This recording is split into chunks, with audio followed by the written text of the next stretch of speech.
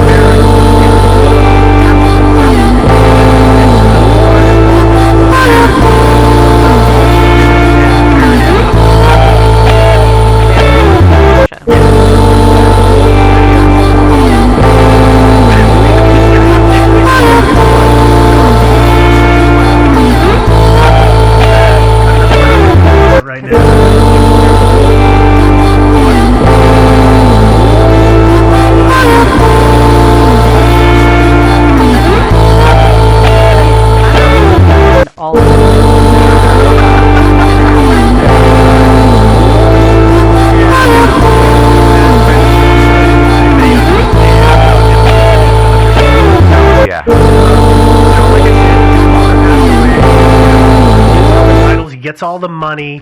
He's got a family. Everything seems hunky-dory. From the outside, it really did seem that way. Yeah, but once you got inside and you saw the underbelly of everything, you really kind of saw how tenuous and not so good a lot of things were. Well, yeah, for one thing, he quit his job. He was a banker. You're right, but before we get to that, let's talk about his school, because that's kind of it plays a pivotal bit in his gambling. Kind of where he caught the bug. He did. He attended Eton College, which is a boys' boarding school. Mm-hmm. Apparently, he was quite creative while he was there because he made his side money being a bookie.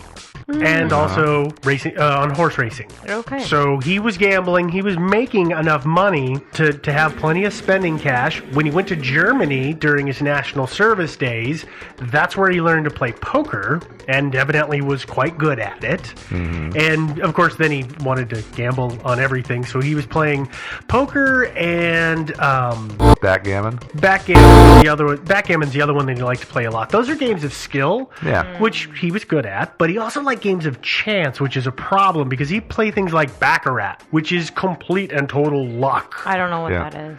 It's too long to explain. Okay, It's a I'll look game. it up. Yeah. Go to Google. But he was also good at bridge, I understand. He was. Which is Yeah, also- he was good at gambling. He was Yeah. good at cards. I'm sure that was more fun than, just working for a living. Oh, I'm sure it was because, as you said, he did quit his job eventually. But when he got out of the service, he came back to London. He got a job working at as a merchant banker, or at a merchant bank, I should say. He was earning £500 a year, which at that time is not bad money. But for a guy who likes to gamble, that's not enough money. And then after what you were talking about, when he won some obscene sum in a single night, Yeah. that's when he decided he was going to be a professional gambler. Exactly. And besides which, the gambling also didn't really mesh well with having a day job because most of this gambling stuff was all kind of all-night stuff, Right. or at least till 2, 3, 4 in the morning. Yeah, it was a late night activity. Yeah. Which, the gambling, though, that's where we start to see some of the problem because even before he inherited all the money, he wasn't winning all the time. Nah. Well, you never do. Well, you never do when you're gambling, but it was more apparent what his winning streaks were because he would go into debt for it. Family would have to bail him out sometimes, and he honored his debts. The family would come in and pay it all up, and then he would take a couple years to pay that person back. It wasn't like he was filching on them, but he was losing decent sums of money. Yeah. It seems like his game plan wasn't that good. Yeah, no, I don't think that it was that great. Now, I talked about the fact that when his father passed away, he inherited a whole bunch of money. He smartly used some of that money to pay off his debts. So he at least started from that point forward with not in the hole, which is a good thing. Yeah. But then he kept gambling. But then he kept gambling. Yeah, You're well. exactly right. That's absolutely the problem. He was a member, or one of the early members, of a place called the Claremont Club, which is a gambling club. Okay. It was a club in London, and it served to high-titled people. That's the way I'm going to say it. It had quite the clientele. There was dukes, marquises, earls, cabinet ministers. I mean, we're talking the upper echelon came to this club and gambled. It wasn't like the Indian casino down the street where anybody could just walk in and drop their nickels in the machine. Yeah, you got to be a member. You got to be a member, and Yeah. it wasn't cheap to be a member. And I wondered about this too because naturally, me, I went to Google Maps and looked at where it was in London What? and where he lived in London. He lived just a mile south. Yep. So I wonder if he bought his house specifically to be close to the club, or if that was just a coincidence. I think that was a coincidence. I really think that had to be a coincidence. Yeah. There's some really interesting history on the Claremont Club if anybody wants to get into it. We won't go into it now, but if you want to read on it, they were scamming their customers, and it's really kind of interesting how they were doing it. Oh. Yeah, they were totally skimming and scamming. It was really interesting. And this club was founded by James Aspinall, correct? Correct. Yeah. Correct. Okay. It Yeah. was. Who will come up later on in our story. We'll be talking about him, I guess. Yeah. Let's keep moving on though with the lifestyles of the rich and famous here. Yeah. Which is the things that Bingham would do. He had the life. He had the perfect life for a guy with money. He could do what he wanted. He had an Aston Martin. He liked to race speedboats. He would drink expensive booze. If it struck him, he and his friends would go down and rent a plane and go wherever it was they decided that day they wanted to go. I mean, he could That do would be what nice. he wanted because he had all that money. There's another fun fact though, and I know this one there's a little bit of discussion on it, which is if you've seen some of the photos of him when he's, I'd say, about 30 or 35 years old, several years before he disappears, he's quite the dashing figure. He's got his collared shirt on, his hair is greased back or kind of slicked back. He's got that typical English mustache. I mean, he is just The push broom mustache. yes, the English gentleman.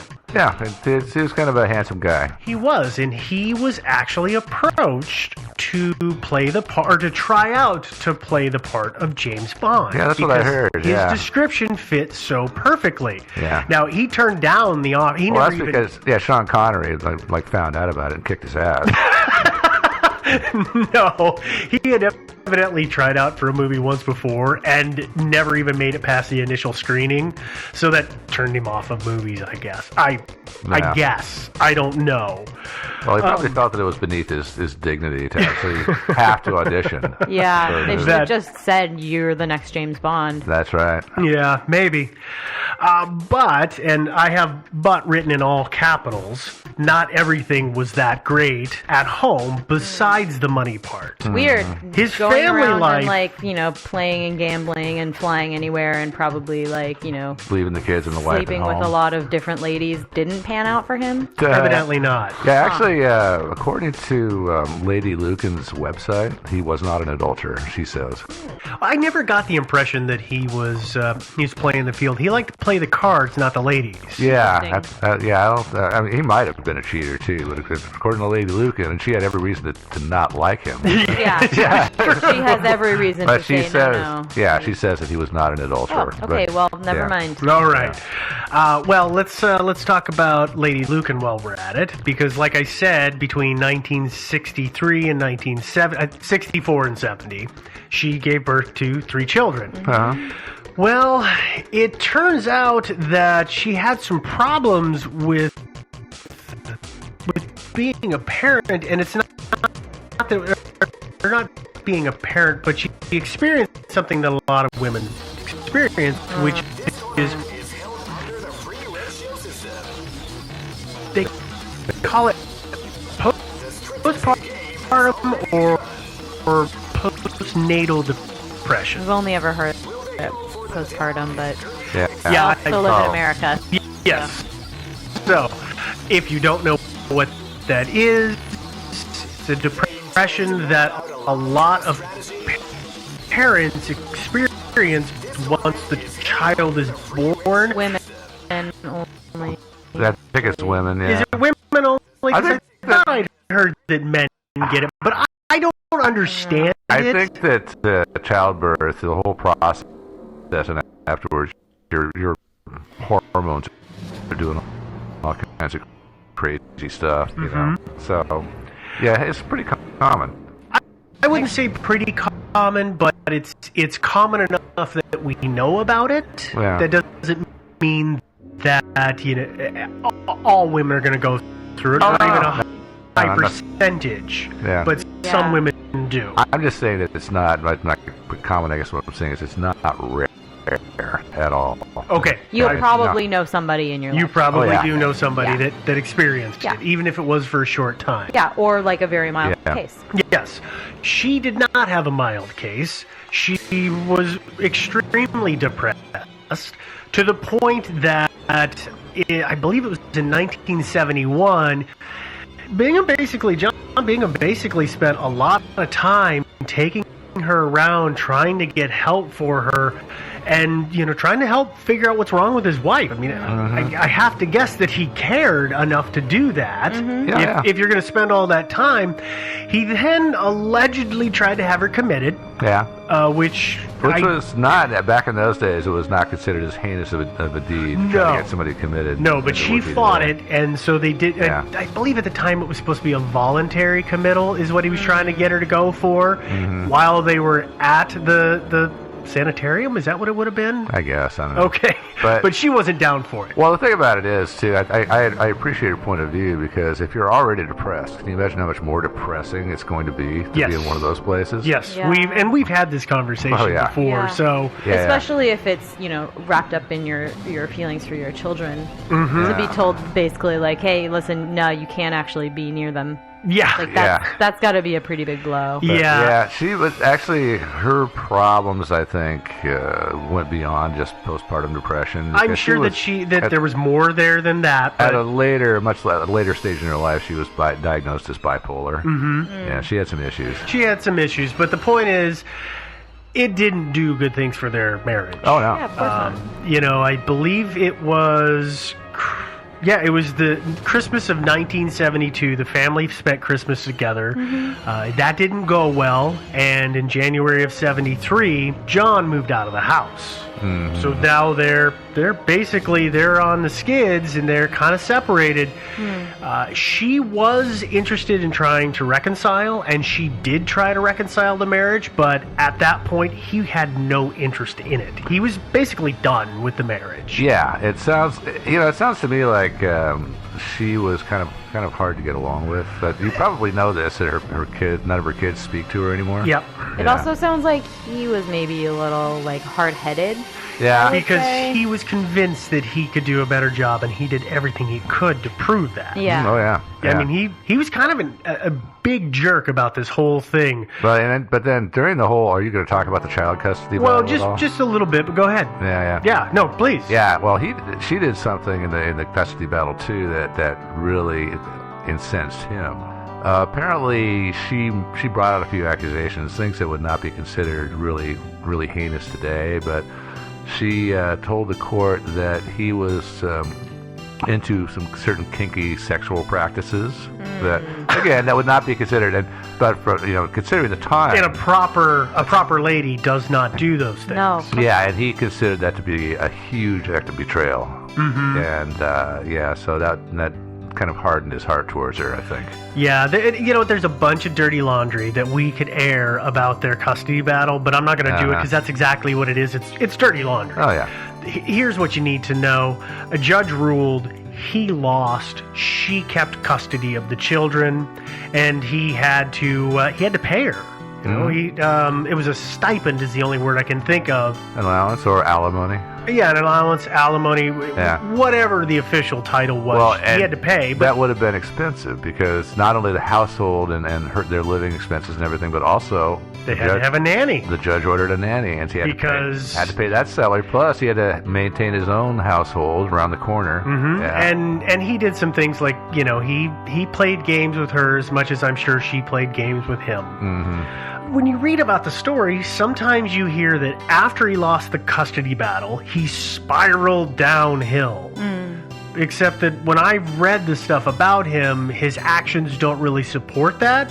He basically went on about his life. I mean, he was still trying to do things to talk to the kids and spend time with them, but he was still going to the club, he was still gambling, he was still hanging out with his friends.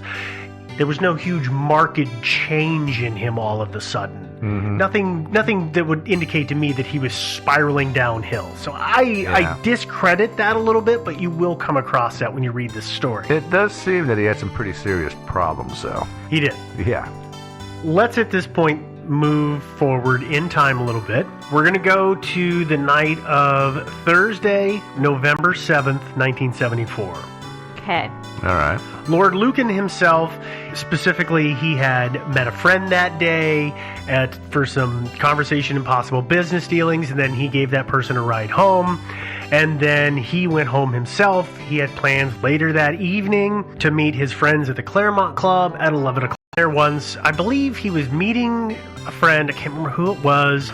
They were going to have dinner. He decided to decline dinner and then suggested meeting again at the 11 o'clock time. So evidently he was just going to walk home, do whatever he was going to do, and then come back. Yeah, there's some serious confusion in the timeline in this whole This- thing, which we're going to talk about. But This whole timeline, it's wonky. It's the only way I can describe it is wonky. But we're going to keep moving forward as much as we can here. We're going to go over to Veronica's house where things are normal as well. It's Kinda. Kind of a normal Thursday night. Yep. Sandra, the nanny, she normally didn't work on Thursdays, but she, for some reason, was there that Thursday, so she was at the house. Yeah, I think she took one night a week off, and it's usually Thursday, but apparently this week it was Wednesday instead of Thursday. Oh, okay, yeah. I mean, it's hard to say exactly. I've seen it several times. She was always gone on Thursdays, or this particular one was a weird case. I don't know. Yeah. Too bad for her. Yeah. Indeed. Yeah. Really shouldn't have changed her plans. Yeah. This really. in literature, this is called foreshadowing. Yes. So, just before 9 o'clock that night, she went down to the basement kitchen. She was going to get Veronica some tea and some for herself. While she was in the kitchen, the basement kitchen, or maybe possibly just when she walked into it, someone beat her to death with a lead pipe.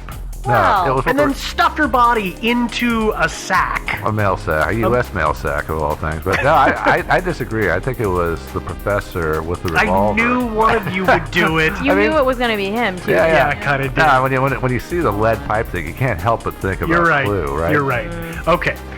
So she's beaten. She's now in the U.S. mail sack.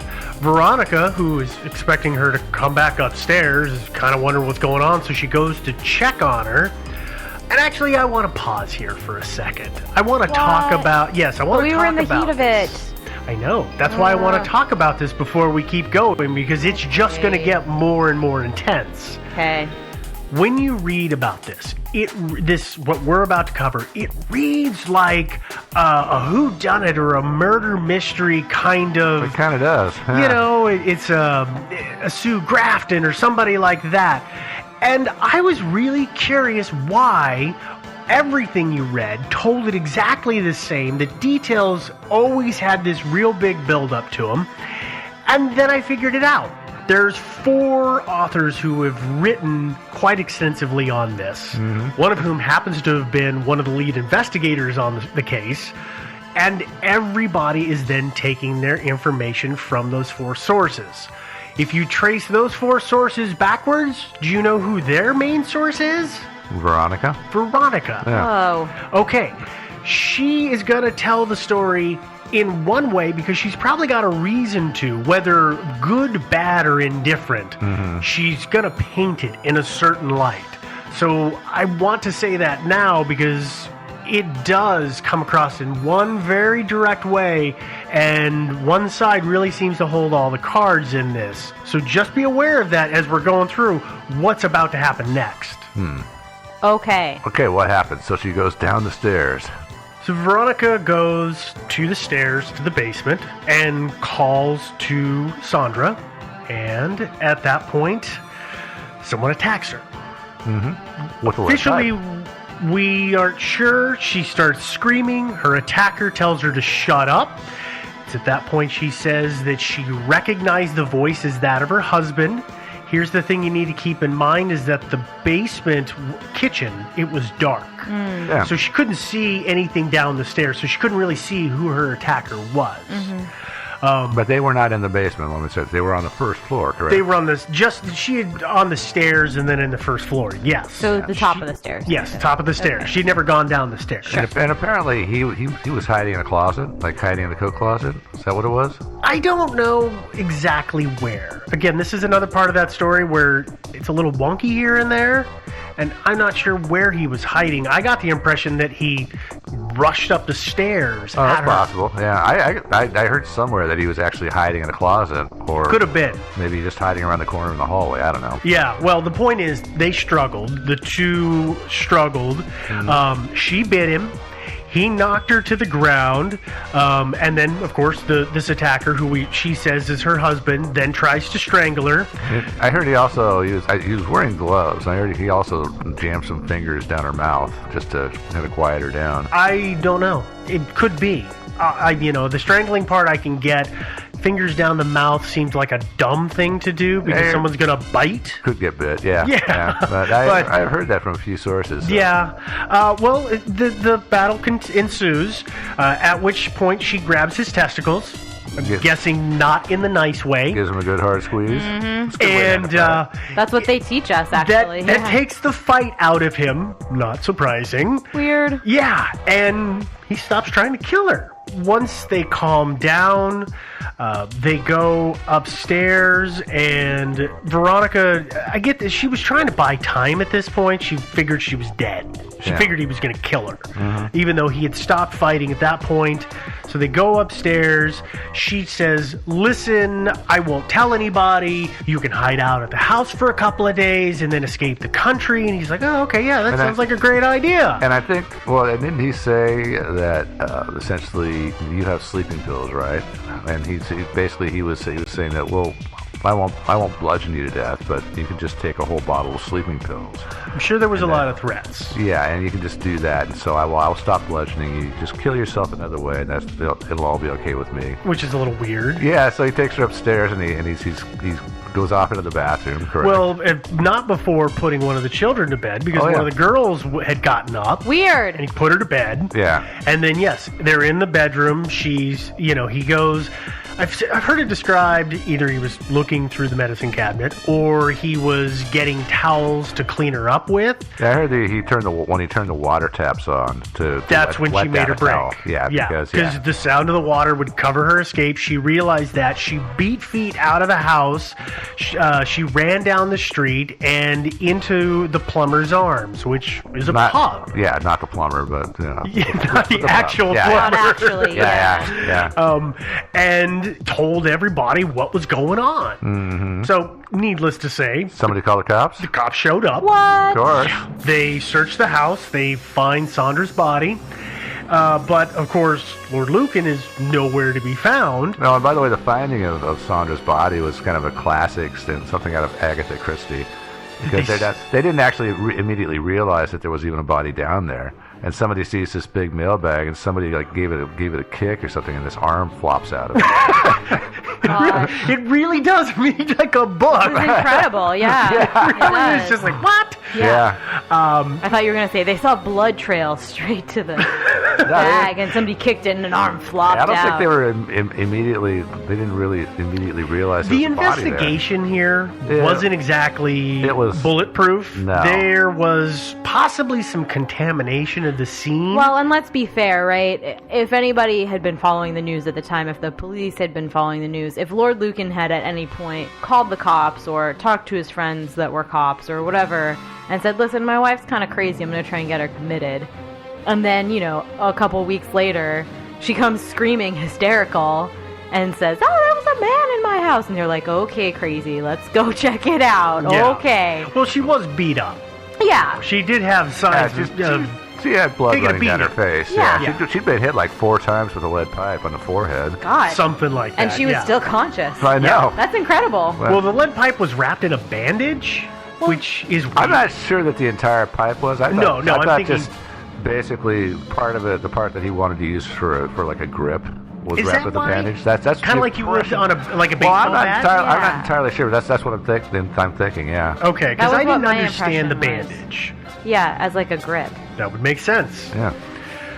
But we were talking about the kind of contamination. Oh, yeah. There was blood all over the house. I mean, there's blood on the stairs. There's blood on the carpet. Mm-hmm. They then find blood in the back garden. And, of course, there's blood in the basement. But they don't know if the blood in the back garden wasn't necessarily accidentally transferred there by one of the police officers. Yeah. Because obviously it's a walled-in garden. Yeah, and obviously they had to go back there and check it. They did. Right? So there's some things that may be not exactly right just because the way it was handled, at least initially. Sure. That initial burst of people on the scene. Sure. Well, also, she's saying, I've been attacked. Your initial reaction is going to be, well, let's make sure that dude's not here anymore. Yes. Not, oh, it's a crime scene, better preserve it. Right. Right? I mean, that's what cops do already. I mean, they do that today is we will secure the scene and then we will lock it down so that we can take a look at everything. But yeah, you got to make sure that the guy's not still there. Well, and you got to remember too that there were 3 children in the house. Yes. Yeah. And obviously that was a high priority. It was. Yeah. Well, the thing is that it was a high priority to them, and as it turns out, still a high priority to Lord Lucan. Because, like I said, he was nowhere to be found. And he does a little bit give his side of the story. He called his mother that night, somewhere between 10:30 and 11 o'clock, and said he was driving by the house and saw Veronica fighting with a man in the basement kitchen and went in to help. And that's a little hard to believe. A little bit. The window, you can see into the basement. But the police did check that out. They did, Yeah. and they said you had to be crouching down to see it, or kneeling down, which makes me wonder if sitting in a car is too high of an angle. Yeah, Well- and also don't forget it was pitch black. I was in the going to say, kitchen. also of note, there were no lights on. I know, because Yeah. the light bulb, we haven't talked about this, but the light bulb in the basement kitchen had been taken out Yeah. Of the socket, of yeah. the socket, so there's absolutely no way he could have seen it. Yeah, but this is one of the things about his story is like he couldn't have planned this very long because his story is so weak. Yes, I agree. He said that he went in, the attacker ran away, he then took her upstairs to help clean her up, and that's when she, quote unquote, came to and snapped out of it and ran out of the house screaming that it was him and he had done it. And he seems to believe, or at least he seems to convey, I should say, that he was worried that she was going to say it was him and, this was going to damage his ability to see his children. And so he Or maybe got out even of get it. him arrested. Or get him locked up arrested, in prison. Yeah. Which I'm sorry, but if your children are in the house and your wife has just been attacked and you saw it happen, why are you leaving the house? Uh-huh. Yeah, there's that, huh? Yeah. It doesn't make sense. I mean, he did ask his mother to go by and pick up the children because He did. he knew that his wife was going to get carted off to the hospital to get checked out. Yeah. So he at least did that right. But it's just, it doesn't, his story doesn't quite add up based on what we know from that phone call to his mother. Yeah, and well, the other thing about his story is this: he said he was driving by, saw her being attacked in the basement, rushed into the house, ran down the stairs, slipped in some blood, and his loss of balance enabled the Attacker. killer, the killer, accused him of hiring a hitman to murder her. Yep, that is one of the versions, yep. Yeah, but it doesn't really fit with physical evidence, though. It doesn't. Yeah. It really doesn't. Of course, they don't necessarily. I mean, cops do this. They got to take what the victim says with a grain of salt. They don't believe her right away. Sure. Entirely. So they get some other suspects. They then rule out those suspects. But lo and behold, Lord Lucan still nowhere to be found. He did do a few other things to try to add to his side of the story. He wrote a letter to his brother-in-law, basically reiterating what he had said to his mother. One page was the story, and the other page was financial things that I need you to take care of. Yeah, sell off a bunch of stuff. And by the way, his brother-in-law was not Lady Lucan's brother. Yes, Yeah. that is correct. Yeah, he had married her sister. Wait, let me make sure. So it was Lady Lucan's sister's husband. Yeah. Okay. Yeah. Okay. I was like, this makes me think of that Spaceballs moment. Yeah, because when I first read about these, I thought when they referred to his brother-in-law, I thought it was Lady Lucan's brother. I thought that's really weird to be writing a letter and expecting sympathy From her brother. Yeah. Yeah. That's But true. No, that's not true, right? Yeah, it's not Yeah. true. Yeah. Lord Lucan did call his mother one more time. He called her later that night, sometime after midnight. Now, she'd gone to pick up the children, so of course the cops sent a man home with her. They're not stupid. Yeah. When he made that call to his mother, the police officer was there. Officer asked to speak to him.